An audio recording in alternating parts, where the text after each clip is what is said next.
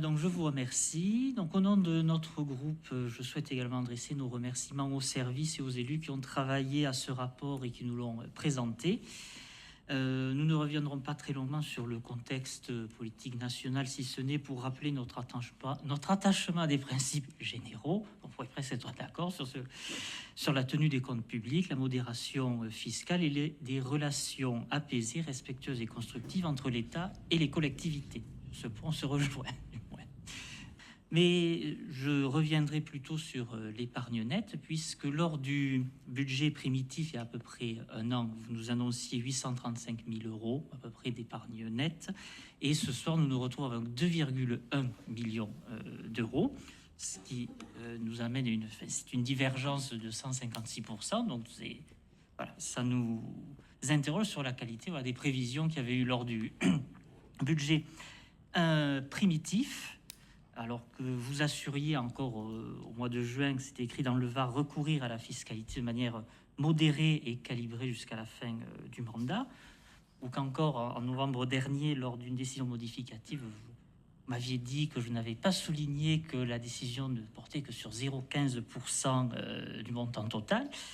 Et donc ce soir, je vois qu'il y a quand même beaucoup de changements sur ce que le budget primitif annoncé. Alors, c'est pas juste pour le plaisir de pointer des différences de chiffres, mais c'est que ces chiffres, c'est de l'argent et c'est l'argent des Ramonvillois qui pourraient être atterrés en découvrant ces chiffres, puisque c'est eux qui ont dû s'acquitter de 500 000 euros, en gros, de taxes foncières supplémentaires sur la partie du taux communal. J'exclus la revalorisation des bases, puisque ça, de toute façon, il a payé, ça n'est pas du fait de la commune, et que ces 500 000 euros, visiblement, n'étaient pas nécessaires pour assurer le budget. Il aurait donc pu rester dans la poche des propriétaires ramonvillois.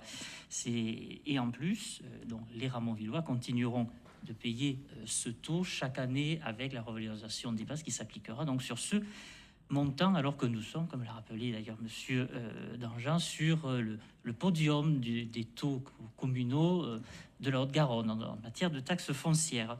Ensuite, sur la programmation pluriannuelle d'investissement, donc nous interrogeons, nous, sur la soutenabilité des 11 millions d'euros d'investissement sur la seule année 2025. Donc nous attendons probablement à un recours important, voire massif, à l'emprunt qui viendra modérer l'enthousiasme de ce soir sur le désendettement de la commune. Voilà,